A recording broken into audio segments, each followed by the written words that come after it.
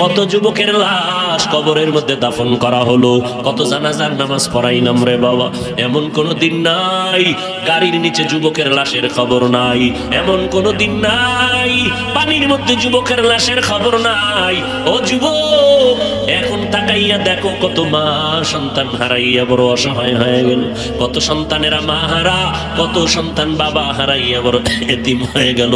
এরে নবীর উম্মতের দল, ওই যে কয়েক মাস বেশি দিন হয় নাই ঢাকা থেকে মোমেন শাহী রোডে, বিশ্ব রোডে ট্রাক চলে, গাড়ি চলে, একটা মা গর্ভের মধ্যে একটা বাচ্চা ধারণ করা, বাচ্চাটা পেটের মধ্যে, আম্মা জান এক হাতে তার কন্যা একটা সন্তান ধরা, সাথে স্বামী, তিনটা লোক রাস্তা পার হতে চলছিল, ট্রাকের চাক্কার নিচে পড়িয়া মাও মারা গেল, মাইয়াটাও মারা গেল, স্বামীটাও মরে গেল, কিন্তু মহিলার গর্ভের বাচ্চাটা বের হইয়া এখনো জিন্দা রইল।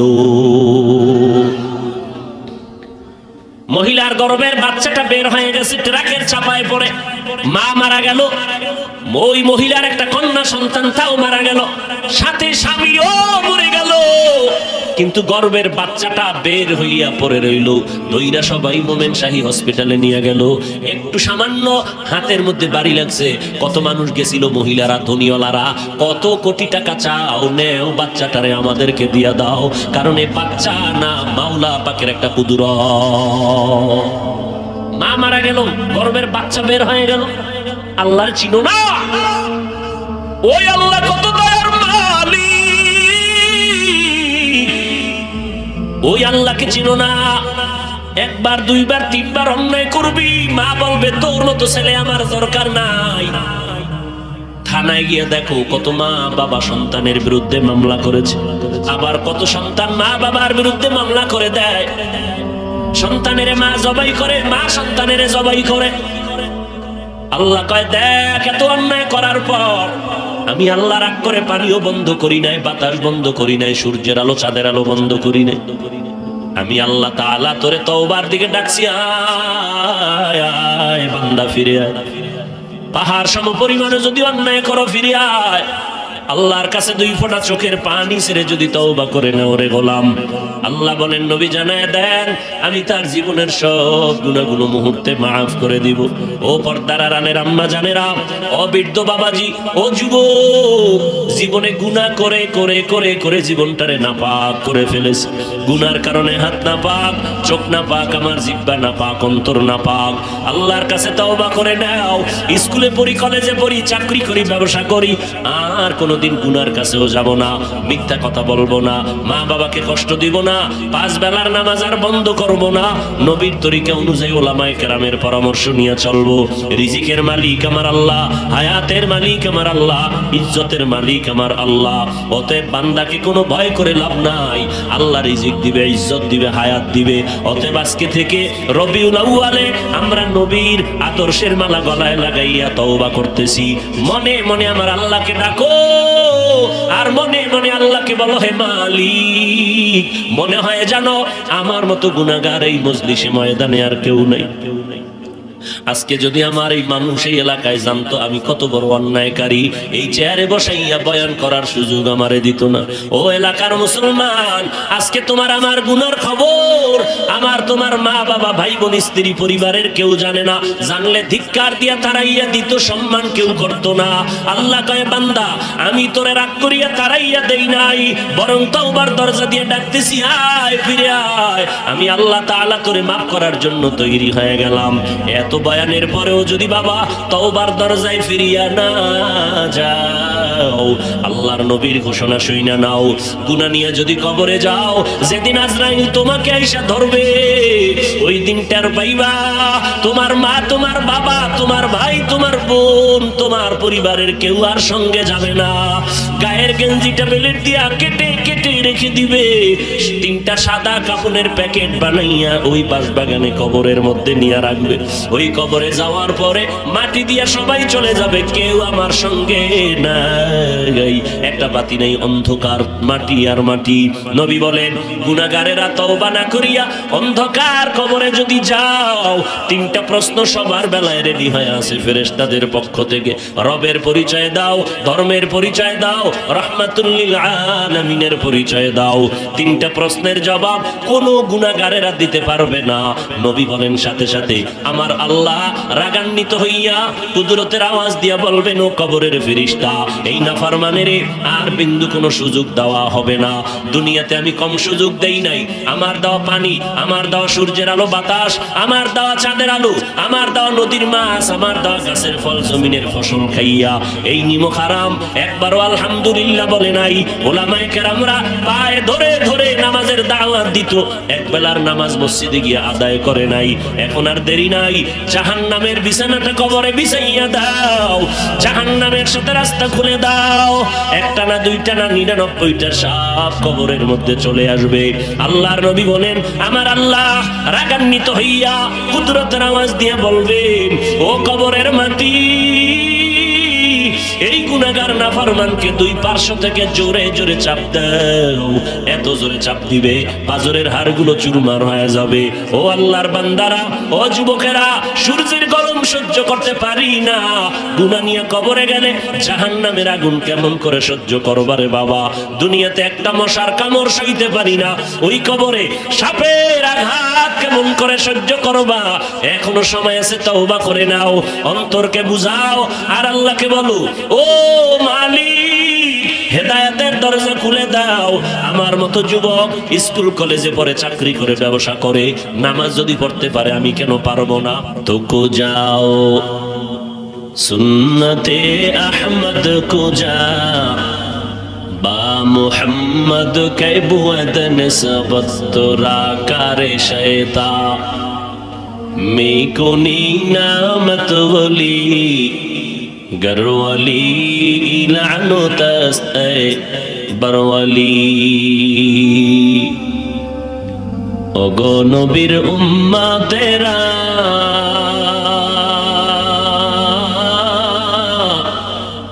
হয়ে আজি দিশাহারা, কোরআন হাদিসের চলো যখন যাহা চাই মনে, নবী বিনে কে তারাবে পুলসিরত মিজানে, নবী বিনে কে তারাবে পুলসিরত মিজানে। চলো চলো চলো মুমিন চলো নবীর সন্ধানে, নবী বিনে কে তারাবে পুলসিরত মিজানে, নবী বিনে কে তারাবে পুলসিরত মিজানে। নবী আমার জীবন ভারে,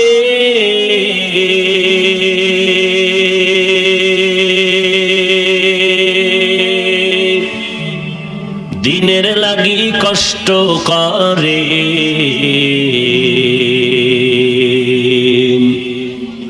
দান দান শহীদ করিলেন উহুদেরই ময়দানে, নবী বিনে কে তারাবে পুলসিরত মিজানে, নবী বিনে কে তারাবে পুলসিরত মিজানে। পয়গম্বর বলেন, এ দুনিয়ার মানুষ, আমার হাতে প্রথম কালেমা পড়ে ঈমানের দাওয়াত গ্রহণ করলেন প্রথম যেই ব্যক্তি, সে কোনো পুরুষ না, তিনি একজন শ্রেষ্ঠ নারী। আমি পয়গম্বরের স্ত্রী খাদিজা রাদিয়াল্লাহু আনহা। দ্বিতীয় মুসলমান আমার হাতে আমার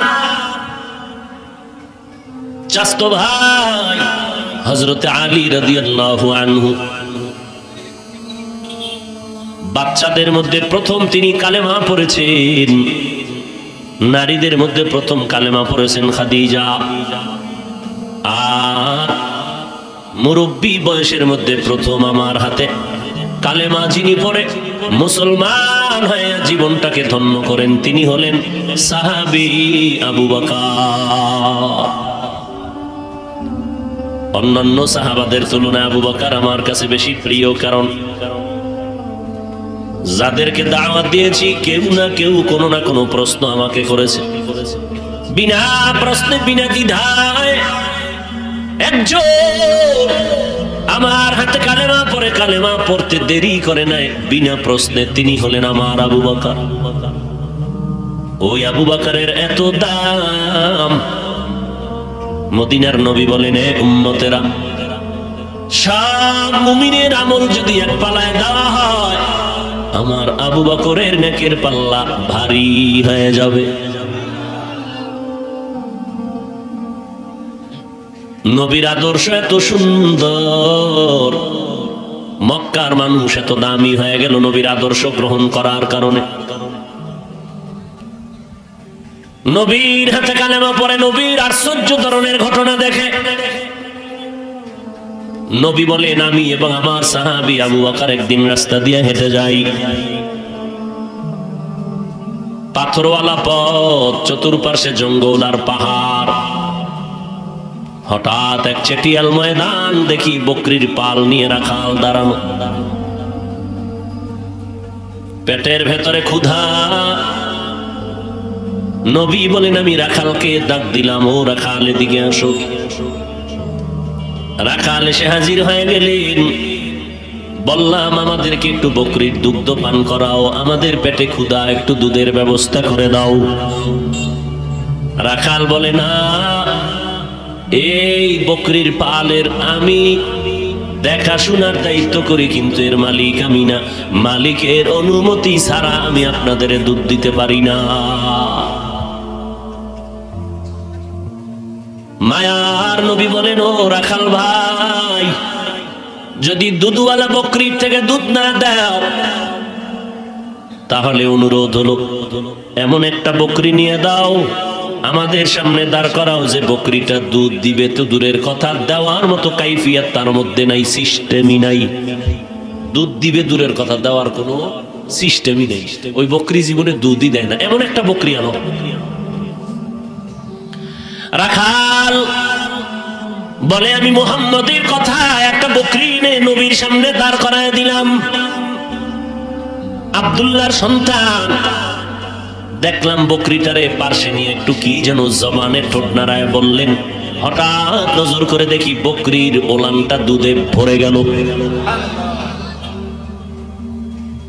মুহাম্মদ দুধ দহন করলেন নিজ হাতে, আর ওই দুধগুলো পেট ভরে তিনি পান করলেন, আবু বকরেরও পান করালেন, আমারও পান করাইয়া আবার ঠোঁট নাড়াইয়া যেন কি পড়লেন, দেখলাম বকরি আগের মতো হয়ে গেল।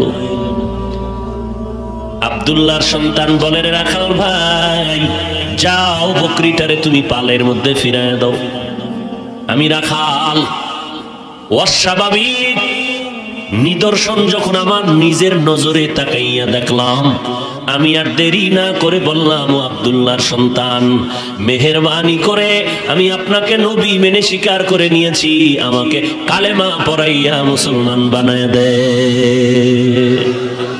ইমামুল আউয়ালিন আল আখিরিন, বহরে সাদকা রাহমাতাল লিল আলামিন, সাইয়্যিদুল কাউনাইন খাতমুল মুরসালিন, আখিরামুদ বুদে ফখরুল আউয়ালিন, শুধু ওজুদাস রাহমাতাল লিল আলামিন, মসজিদে উশুদ হামারো জমিন।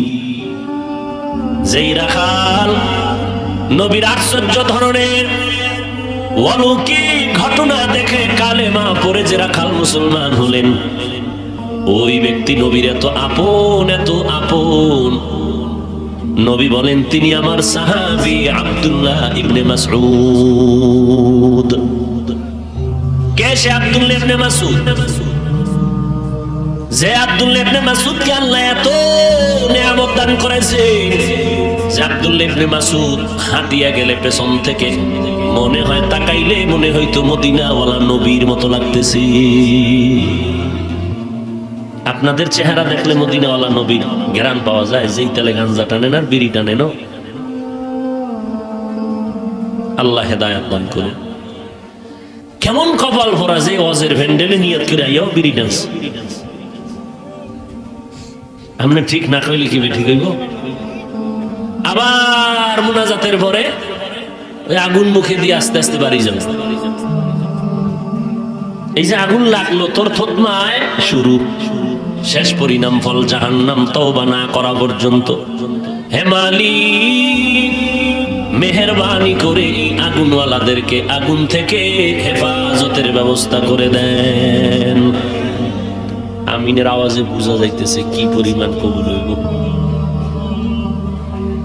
ঠোঁটগুলো গোলাপের মতো লাল বানায় ফেলাইছে বিড়িটাই না কি? এই বুদ্ধিমানেরা, বিড়ি টেনে টেনে যেমন তোমার ঠোঁট কালো করেছ, তুমি লিখে নাও তোমার কলিজাও এমন কালো হয়েছে। তোমার আর রক্ষা নাই।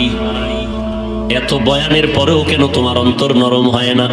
মদিনার নবী বলেন, ক্বালান নবী সাল্লাল্লাহু আলাইহি ওয়া আলিহি ওয়াসাল্লাম, লা ঈমানা লিমান লা হায়া আলা। নবী বলেন, যাদের লজ্জা নাই তার কোনো ঈমান নাই। আজকে লজ্জা না থাকার কারণে দেখছো নি রে বাবা, একই ঘরের মধ্যে বসিয়া মা বাবা সন্তান মাইয়া ভোলা এক টেবিলে বৈশা টেলিভিশনের নাচ গান দেখে। লজ্জা নাই। লজ্জা না থাকলে ঈমান থাকে না রে বাবা। এই জন্য পয়গম্বর বলেন, লজ্জা ঈমানের বড় একটা পাওয়ার। এরে নবীর আশিক, আল্লাহ বলেন, আমার মুহাম্মদকে আমি রহমত করে পাঠাইলাম। শুধু জমিনের জন্য রহমত না, আলামিন জগৎ সমূহের জন্য মুহাম্মদ রহমত। রূহের জগৎ, মায়ের গর্ভের জগৎ, জমিনের জগৎ, কবর জগৎ, হাসর জগৎ, জান্নাত জাহান্নাম জগৎ, জগৎ বলতে যা আছে সব জগতের জন্য হলো আমার নবী রহমাতুল লিল আলামিন। আর আমার আল্লাহ হলেন রব্বুল আলামিন। রব্বুবিয়ত খুদা কে আয়ে জাহাঁ তক, নবুয়ত মুস্তফা কে है वहाँ तक। रबूबियत खुदा के आए जहाँ तक, नबूवत मुस्तफा के है वहाँ तक। আমার আল্লাহ হলেন রব্বুল আলামিন। আল্লাহ বলেন, আমার বন্ধু মুহাম্মদের বানিয়ে দিলাম রহমাতুল লিল। কেমন রহমত আমার নবী!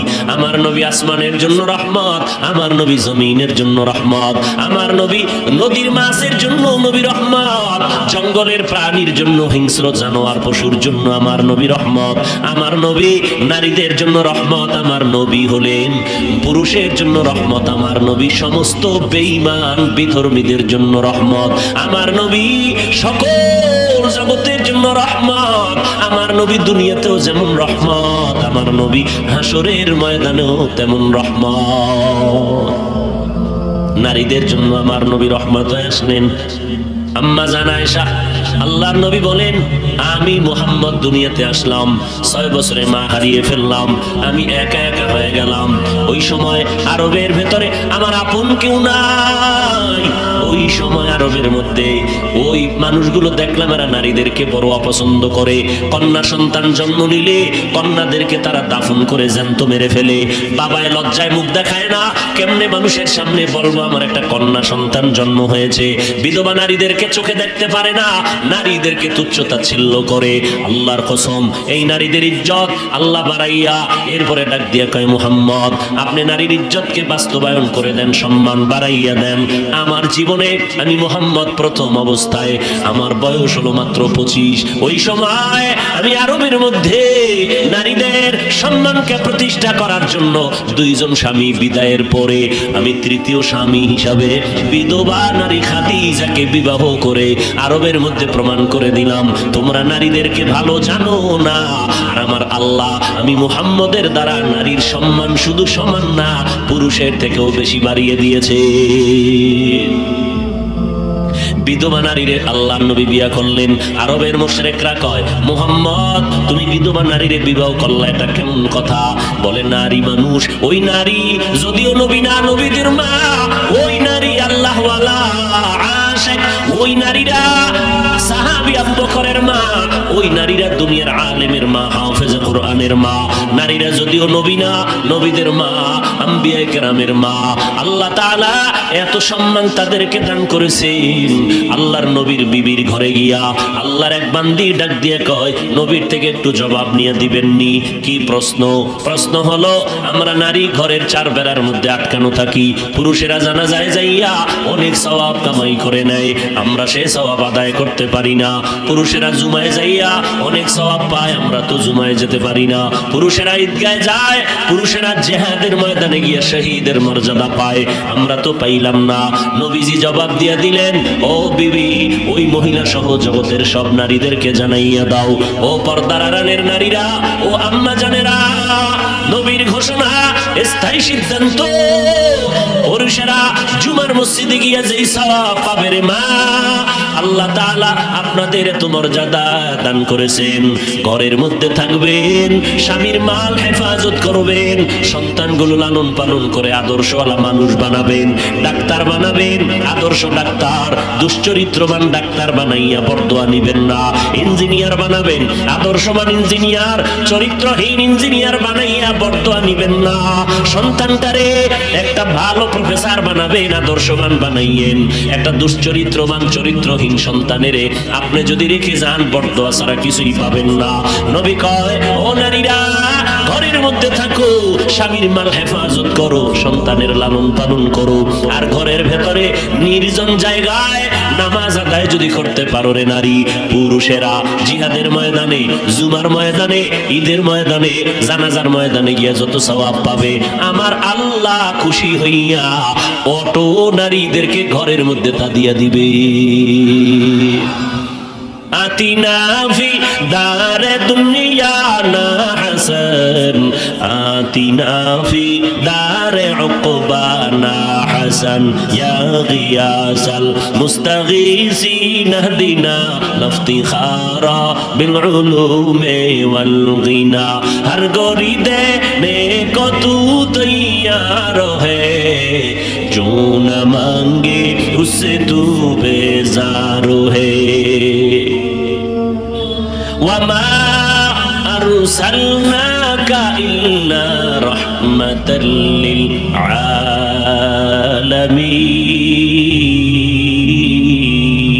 आलमीन। আমার নবী রহমাতুল লিল আলামিন, গোটা জগতের জন্য আমার নবী রহমত।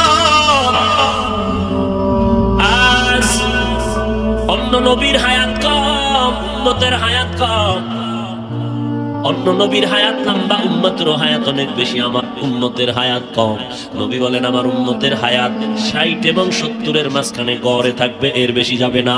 ও 40 বছরের ভাই, ও 70 বছরের ভাই, ও 50 বছরের মুরব্বী, কয়দিন আর দুনিয়াতে বাহাদুরি করে বাঁচবেন? যৌবনের হালকা অবস্থা শুরু হয়ে গেল, শক্তি দুর্বল, চোখের পাওয়ার দিন দিন দুর্বল হয়ে যাইতেছে, লাঠি ছাড়া হাঁটতে পারেন না, আগের মতো খানাও খেতে পারেন না, আগের মতো আরামে ঘুম যাইতেও পারেন না। 1 মিনিট 5 মিনিট হাঁটলে আপনার শরীরটা দুর্বল হয়ে যায়। ও আল্লাহর বান্দা, আপনাকে বারবার কবর থেকে সতর্কের বার্তা দেওয়া হয়, রেডি হয়ে যাও, তুমি কবরের জন্য তাড়াতাড়ি প্রস্তুতি গ্রহণ করে নাও। এরে নবীর উম্মতের দল, আমার নবীর বরকতে আল্লাহ তাআলা আমার নবী কি বললেন, ও নবী, আপনার উম্মতের হায়াত যদিও কম, তবে আপনার উম্মতের আমি বরকত দিলাম অনেক বেশি, শুধু আপনার কারণে। কারণ আমি মুহাম্মদকে এত ভালোবাসি, এই রকম ভালোবাসা মোহব্বত আমি আল্লাহ কাউকে বাসি না। ঈসা নবী আমার আশিক, মুসা নবী আমার আশিক, ইব্রাহিম নবী আমি আল্লাহ পাকের আশিক, আর আমি আল্লাহ নিজে হলাম বন্ধু, আপনি নবীর আশিক। আপনার কারণে আমি উম্মতেরে, আপনার উম্মতেরে অনেক ফ্যাসিলিটি দিলাম, সুযোগ সুবিধা দিলাম। কি? হায়াত যদিও কম, তবে কম হায়াতে তাদের বরকত হবে বেশি। বলে কেমনে বরকত? অন্য অন্য উম্মতেরা অনেক বছর হায়াত পাইয়া, বনি ইসরাইলের মানুষ দীর্ঘ 1000 মাস একটানা ইবাদত করিয়া অনেক সওয়াব কামাই করত। দিনের বেলা নামাজের মুসাল্লায়, রাতের বেলা আবার জিহাদের ময়দানে রোজাদার। আল্লাহর নবীকে আল্লাহ সান্ত্বনা দিয়া বলেন, পয়গম্বর আপনার উম্মতেরা সারা বছর রোজাও যদি না রাখে, সারা রাত নামাজ না পড়লেও এশার নামাজ পড়ে যদি ঘুমায়, আবার ঘুম থেকে উঠিয়া যদি ফজরের নামাজ আদায় করে নেয়, আমি আল্লাহ ঘুমাইয়া যেই সময়টা কাটাইবে ওই সময়টাকেও নেকের পাল্লায় উঠাইয়া দিব। আপনার উম্মতের এই সুযোগ দিলাম আপনার কারণে। অন্য নবীর উম্মতেরা গুনাহ করতে করতে সীমা লঙ্ঘন যদি করে যাইতো, এদের চেহারাটা ঘুমের থেকে উঠে দেখতো বানরের মতো, চেহারার আকৃতি পরিবর্তন হয়ে গেছে। ও নবী, আপনার উম্মতের চেহারা গুনার কারণে আমি লজ্জা দিয়া বিকৃত করব না। আপনার শুধু আপনার কারণে এই সুযোগ আমি দিলাম। এই কারণে আজ হাজার অন্যায় করার পর আমি বক্তার বক্তাগিরি নষ্ট হয় নাই, ইমাম সাহেবের ইমামগিরি যায় না, চেয়ারম্যান সাহেবের চেয়ারম্যানগিরি যায় না, মানুষের সামনে চেহারা নষ্ট হয় না, বিকৃত হয় না। এর একমাত্র কারণ আমার পয়গম্বর হলেন আমাদের জন্য রহমত। নবী আপনি আরো শুনেন, আপনার উম্মতেরা 5 বেলার নামাজ পড়বে। ফজরের নামাজ 4 রাকাতে মাত্র 20 মিনিট সময়, জোহরের 10 রাকাতে 20 মিনিট সময়ের বেশি লাগবে না, আসরের 4 রাকাতে 20 মিনিট সময় দিয়া, মাগরিবের 5 রাকাতে 20 মিনিট, এশার 9 রাকাত নামাজে 20 মিনিট সময় দিয়া যারা 5 বেলার নামাজ আদায় করবে তাদেরকে জানায় দেন আমি আল্লাহ 5 ওয়াক্ত নামাজের বরকতে 50 ওয়াক্ত নামাজের সওয়াব দিয়ে দিব। কাদের কুদরত দারি বর কামাল, আনতা রব্বি আনতা হাসবি জুল জালাল, তুহি কাদের জলিলুল্লাহ জাহাদার, পহর হালে তুহি মেরা নিগাহদার। আমি নবী এমন রহমত হইয়া জমিনে আসলাম।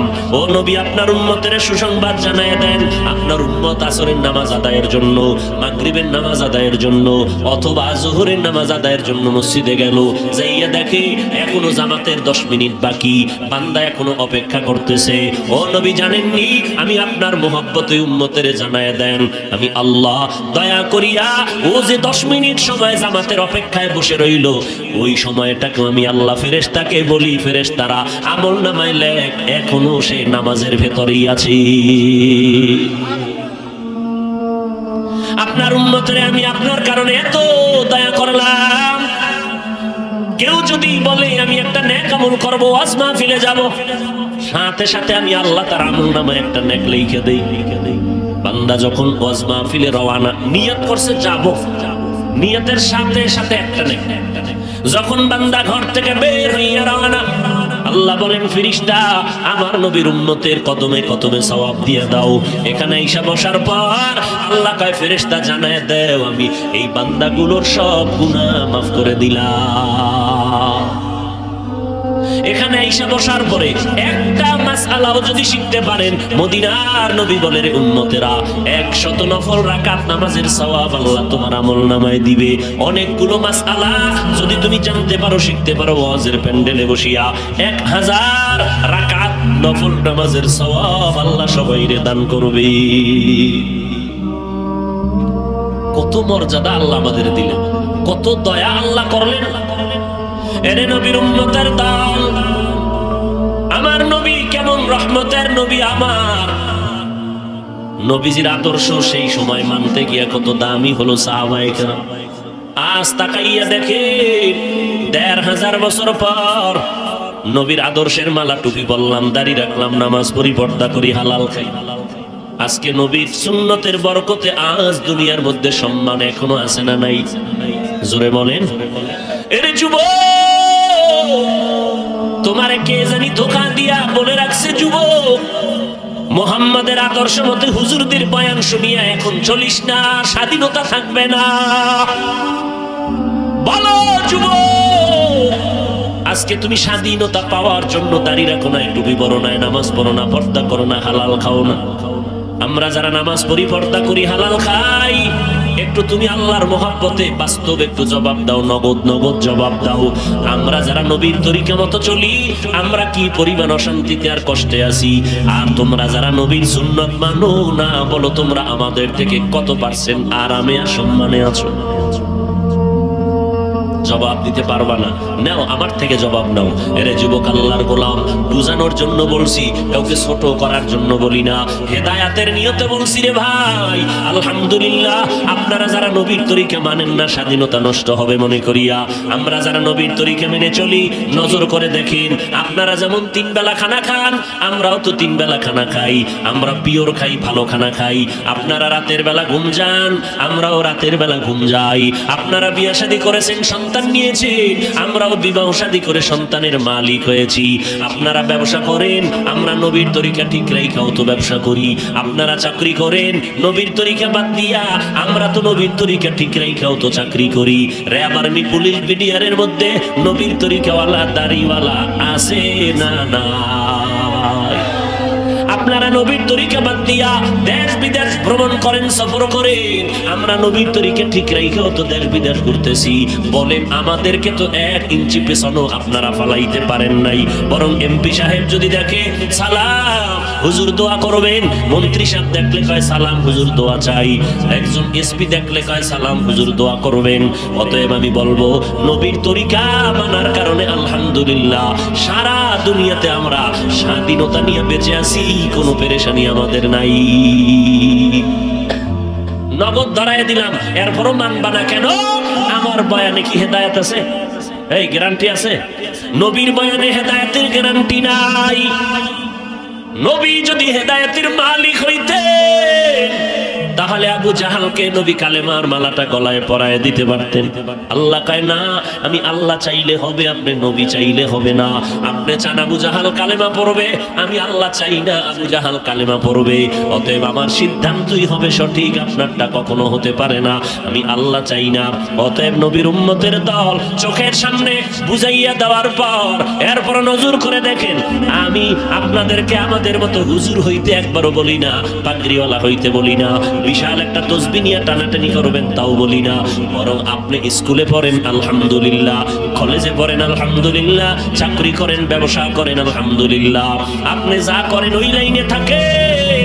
আমাদের মাদ্রাসায় আপনাদের আসার দরকার নাই। কেউ যদি বুঝাইয়া আসতে কয় আসবেন না, কারণ আমাদের মাদ্রাসায় মাওলানা মুফতি মুহাদ্দিস হওয়ার জন্য ছাত্রের অভাব নাই। কিন্তু আমার সোনার বাংলাদেশে আদর্শবান ডাক্তারের অভাব, মুসলমান আদর্শবান ইঞ্জিনিয়ারের বড় অভাব, মুসলমান আদর্শবান এমপি মন্ত্রীর বড় অভাব, মুসলমান আদর্শওয়ালা এসপি ডিসি ওসির বড় অভাব। আজকে আমার সোনার বাংলায় থানায় থানায়, জেলায় জেলায় ওসি সাহেব আর এসপি আর ডিসি সাহেবরা যদি 5 ওয়াক্ত নামাজি কোরআন পড়নেওয়ালা হইতেন, আমাদের কোরআনের বয়ান করতে কোনো পেরেশানি লাগতো না। অতএব আপনি ডাক্তার হন, আপনি ইঞ্জিনিয়ার হবেন, স্কুল কলেজে লেখাপড়া করিয়া একজন আদর্শবান ডাক্তার হইও রে যুবক, একজন আদর্শবান ইঞ্জিনিয়ার হও। তবে ওখানে থাকিয়া শুধু একটা আমার অনুরোধ থাকবে রে বাবা, যে লাইনে থাকো মদিনাওয়ালার সুন্নতের মালা গলায় লাগাইয়া 5 বেলার নামাজ পড়িও, মা বাবার দোয়া নিয়ে চলিও, আর উলামায়ে কেরামের পরামর্শ নিয়ে আমল করিও। আজকে নজর করে দেখো রে ভাই, তোমার আমার মতো যুবক স্কুল কলেজে লেখাপড়া করে 5 বেলার নামাজ একবারও বাদ দেয় না। ও যুবকেরা বলো, এমন ছাত্রী আর ছাত্র স্কুল কলেজে আছে না? না, তুমি কেন পারবা না? অহংকার নিয়ে চলতেছো, এই অহংকার তোমাকে জাহান্নাম পর্যন্ত নিয়ে যাবে। আল্লাহর কাছে তওবা করে নাও, হে মালিক মেহেরবানি করে তওবা ওয়ালা জিন্দেগি আমাদের দান করে। আমিনও কয় না? আরো জোরে বলেন।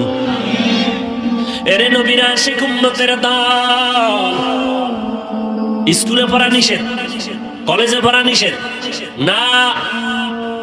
তোমার আমার মতো যুবক স্কুল কলেজে পড়িও যদি নামাজ পড়ে, অন্তরকে জিজ্ঞাসা করো, বাবা তুমি আমি কেন নামাজ পড়তে পারি না? তোমার আমার মতো যুবক ময়দানে কৃষি কাজ করে গামছা বিছাইয়া নামাজ পড়ে, তুমি আমি কেন পারবো না? তোমার আমার মতো যুবক নদীর মধ্যে মাছ ধরে 5 বেলার নামাজি অভাব নাই, তুমি আমি কেন পারবো না? এমপি মন্ত্রী কোটি টাকার মালিক ব্যবসা করে 1 টাকাও হারাম খায় না, নামাজ বাদ দেয় না, দাড়ি কাটে না, বলো বাবা তুমি কেন পারবা না? আল্লাহর কাছে তওবা করে নাও, আর অন্তর দিয়া বলো, হে মালিক কয়দিন আর বাহাদুরি করবি রে যুবক। এই মহামারী করোনায় কত যুবকের লাশ কবরের মধ্যে দাফন করা হলো, কত জানাজার নামাজ পড়াইলাম রে বাবা। এমন কোন দিন নাই গাড়ির নিচে যুবকের লাশের খবর নাই, এমন কোন দিন নাই পানির মধ্যে যুবকের লাশের খবর নাই।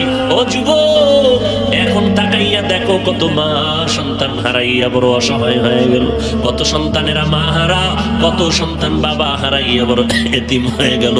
এরে নবীর উম্মতের দল, ওই যে কয়েক মাস বেশি দিন হয় নাই ঢাকা থেকে মোমেনশাহী রোডে, বিশ্ব রোডে ট্রাক চলে, গাড়ি চলে, একটা মা গর্ভের মধ্যে একটা বাচ্চা ধারণ করা, বাচ্চাটা পেটের মধ্যে, আম্মা জান এক হাতে তার কন্যা একটা সন্তান ধরা, সাথে স্বামী, তিনটা লোক রাস্তা পার হতে চলছিল।